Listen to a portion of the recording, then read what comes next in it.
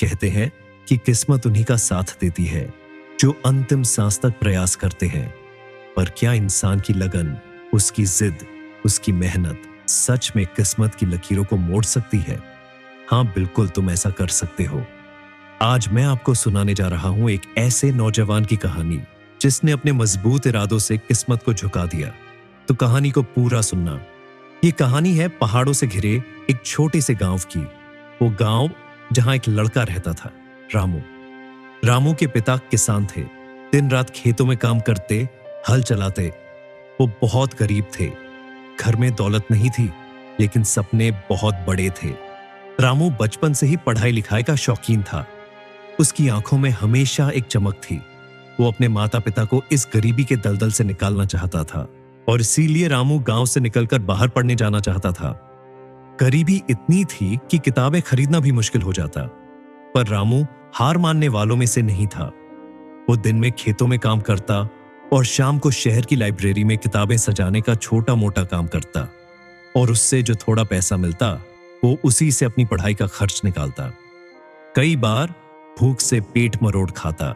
कभी जेब में पैसे नहीं होते तो कई कई दिन बस पानी पीकर गुजार देता, लेकिन उसके इरादे पहाड़ जैसे मजबूत थे। एक शाम थका हारा रामू खेत से लौट रहा था। आंखों में नमी थी और दिल भारी सा लग रहा था। तभी उसने धीरे से अपने पिता से कहा, पिताजी, ऐसे हालात में मैं आगे नहीं बढ़ पाऊंगा। शायद मुझे अपने सपनों से समझौता करना पड़े। पिता मुस्कुराए। उनके चेहरे पर गहरी थकान थी, लेकिन आंखों में भरोसा था। उन्होंने रामू के कंधे पर हाथ रखकर कहा, बेटा, पुरानी कहावत याद रख, जहां चाहा वहां राह। अगर तेरे इरादे सच्चे हैं तो रास्ता खुद ब खुद बन जाएगा। ये बात रामू के दिल में हथौड़े की तरह गूंज गई। अब उसने तय कर लिया कि चाहे कितनी भी मुश्किलें आएं, मैं हार नहीं मानेगा। उस दिन के बाद रामू की मेहनत और दोगुनी हो गई। अब बारिश हो या धूप, ठंडी हवाएं हो या कड़कड़ाती गर्मी, पर रामू कभी नहीं रुका। वो खेतों में काम करता, भेड़ बकरियां चराता, छोटे मोटे काम करता।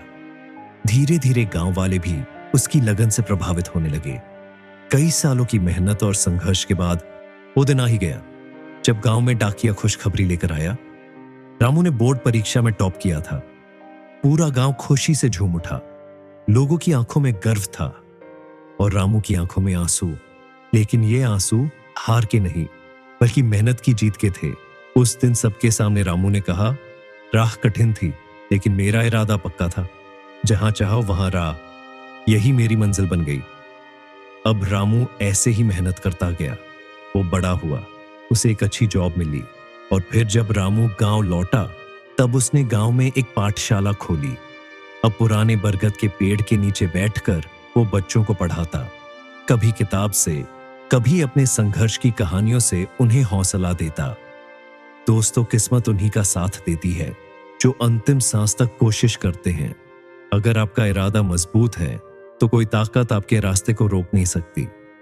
वो कहते हैं ना कि हालात कितने भी कठिन क्यों न हो, मजबूत इरादों के आगे तो तकदीर भी झुक जाती है। याद रखिए, इरादे अगर मजबूत हों तो किस्मत भी झुकने को मजबूर हो जाती है। तो ये थी आज की कहानी। अगर कहानी अच्छी लगी हो तो ही लाइक करें और अपने दोस्तों के साथ शेयर करें।